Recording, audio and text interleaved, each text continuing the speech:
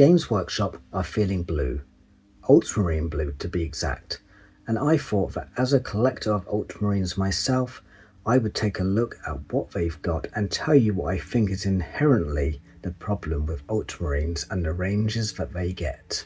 So let's take a look. First up is the top man of the Ultramarines, Marneus Calgar. That's the top boss, if you don't count Rabute Guilliman's return as Primarch of the Ultramarines. Calgar is back in his Terminator armour, upscaled to fit in with the current model range, which was much needed because he was originally one of the first models released, having crossed the Rubicon, and his scale now is a bit small compared to other Space Marine characters that have been released. He stands atop a tactical rock, as he has to do, being a character. This one I don't really like, it might just be the paint job, but it looks a little bit like a cake. Round the back, I like that you can see some of the workings of the suit, but his cape hangs a little bit low. It's a little bit like the back part of a skirt.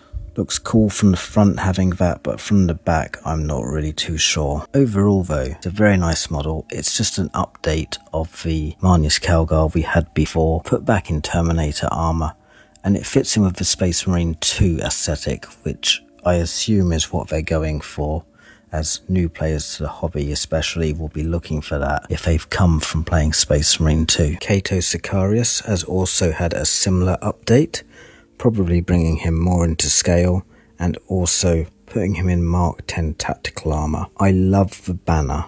It's a real callback to the original Space Marines of, say, 2nd edition and possibly 3rd edition, where many of the lieutenants had backpacks that had banners mounted on the top. Something I really miss from the current range of Space Marines. The pose is also fantastic, holding his helmet in one hand, raising his sword. You can really see it's quite heroic. Detail on the armour is very good. Doesn't look like there's too much of it to make it too cluttered, but enough to make him stand out from an ordinary Space Marine or Space Marine lieutenant. Overall, fantastic model as well. Overall, for me, this is a massive improvement on the previous model. We also have new Victrix Honor Guard. The standard ones, they're just an upgrade of the previous models. They're okay. I'm not too sure about the helmets that come with them. I wasn't a fan previously, and I'm not sure that the new models have particularly changed my mind on that. What's really great though is the champion. He looks brilliant with his 2 swords. I think they may be greaves. He is suitably impressive, but that ancient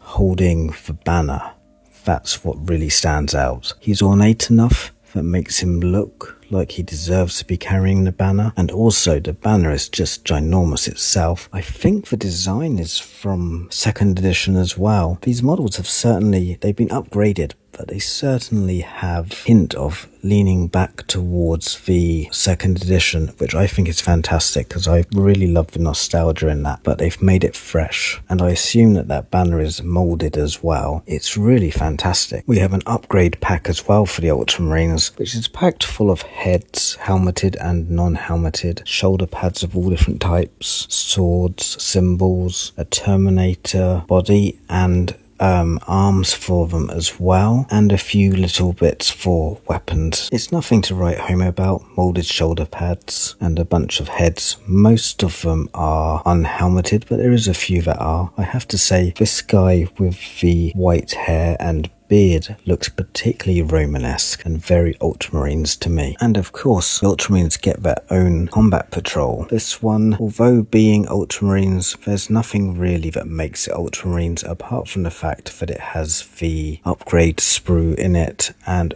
also the new decal sheet, which I'm not going to get excited about because it's a decal sheet.